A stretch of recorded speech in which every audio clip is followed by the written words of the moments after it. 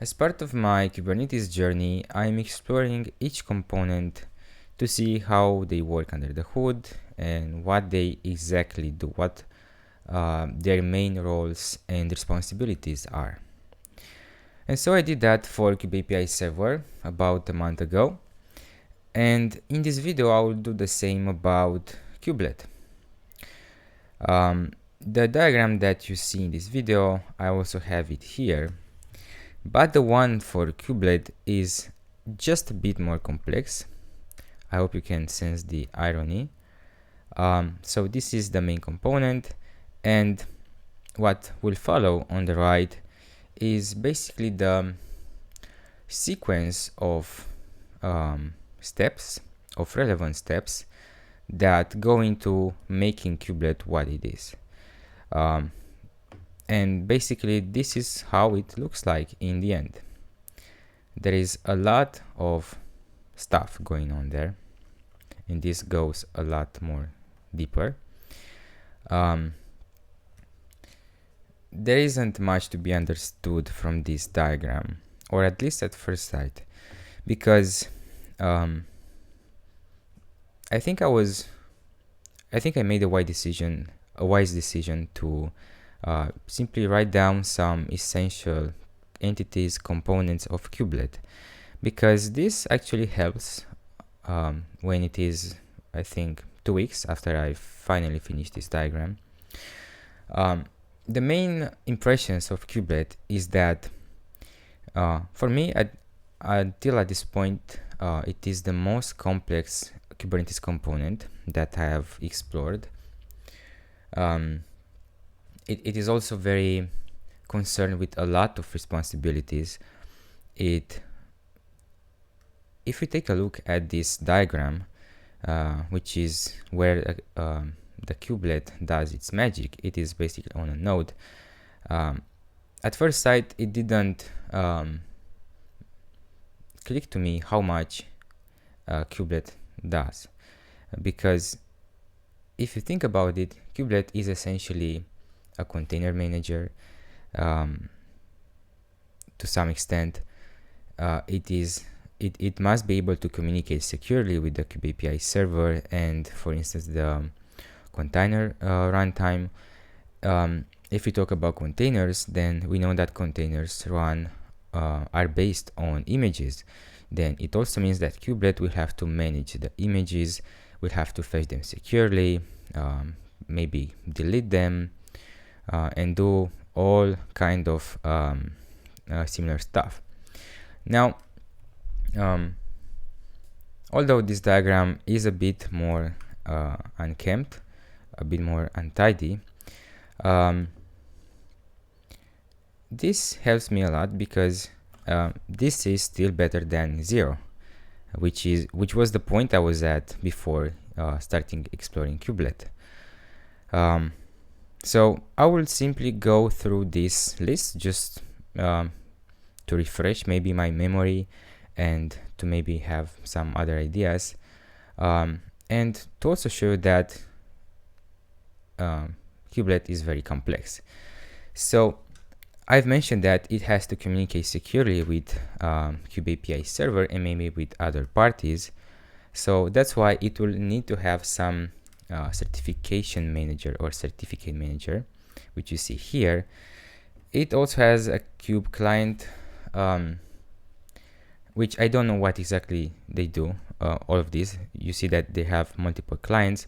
I suppose there are gateways towards kubeAPI server. Maybe there is an interesting bit, which is a remote runtime service and a remote image service, and this service is essentially the way the kubelet communicates with the containerd socket, which is the container runtime. So I would say this is some relevant bit of information. Then it also manages the C groups and namespaces, which is also very important, and it seems like a very high responsibility. Then there is also something that I don't recall pretty much anything about, event recorder and eviction policies. I would suppose there is it is how maybe I I don't know. I forgot, to be honest. Um, anyway, let's go further. There is also the memory manager and CPU manager, which kind of makes sense if we talked about C groups and namespaces. There is also a very important component which I wanted to highlight a bit more differently, which is the container manager, which is of course related to containers. This, I don't know exactly what it does.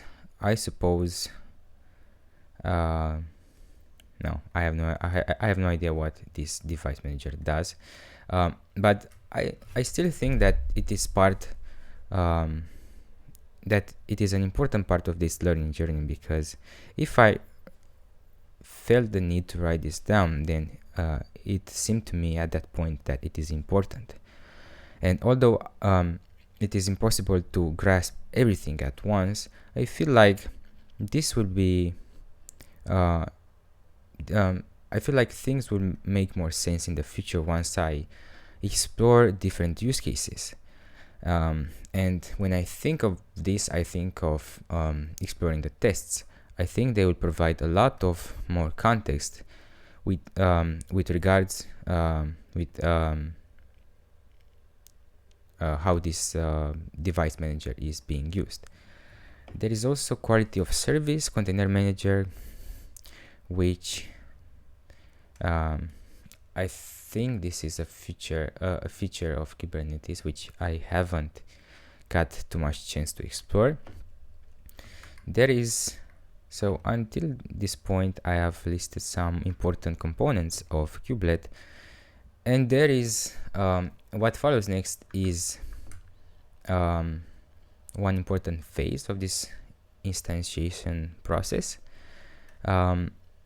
which is called create and init kubelet. The first part is create. There is also a start event, and there is also some starting of garbage collection. This create stack or list, in here I have essentially listed all of the important components that kubelet makes use of. I have simply listed them because I think it gives a better idea of how many things kubelet needs to do. As I said, there is also kubelet is also concerned with managing images and containers as well. There is also the part of secrets, pod manager.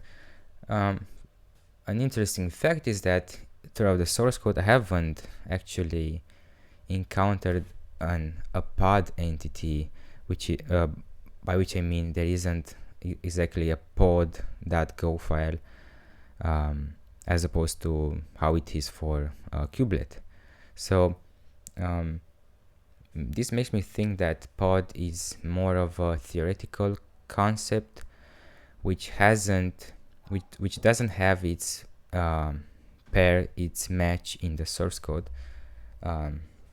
Anyway, as I said, there is also an image pooler which is concerned with images, of course, with pulling images from different kinds of repositories, I guess. Something about volumes, of course. If we talk about containers, we also need to talk about volumes. I think the part of networking is managed by kubeproxy, but I haven't actually found many components that deal with networking while exploring kubelet.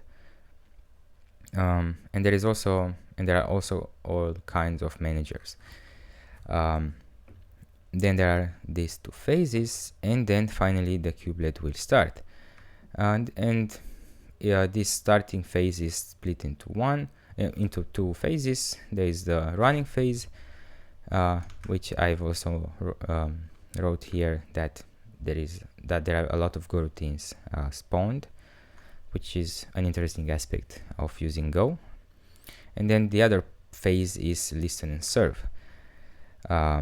And basically what happens at this stage is taking these components that I have, or these entities that I have listed on the left side, and essentially call the start or init method on them, which makes sense. And in the end, oh, there are actually 3 phases, never mind. But anyway, the gist of all of it, of all I've been trying to say until this point, is that kubelet is very, very complex. It handles a lot of container and operating system related concepts and responsibilities, which I think this is why it is so complex.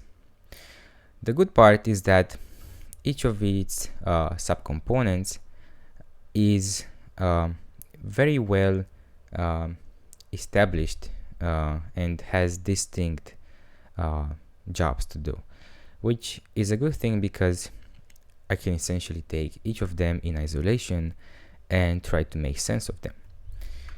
So this will be it for this video. I don't think there is much to be understood, as I said, from this diagram, but as I said, it is still better than 0, and I think it is a very, very good starting point, because from this point I can look up in this diagram when I want, for instance, to read about or to explore the token manager, which I have no idea what it does. But when I want to explore that, I can actually get some better context and see where it belongs. And as I go further in my journey, I would expect that things will start to make sense. It is a long journey ahead, but I feel like I'm learning a lot about Go, about operating systems, and about containers in general.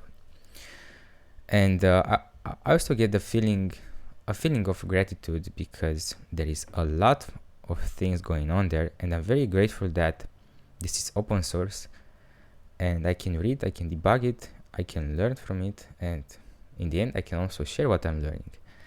And this is a very great stuff. Thank you very much for watching, and I will see you in the next one.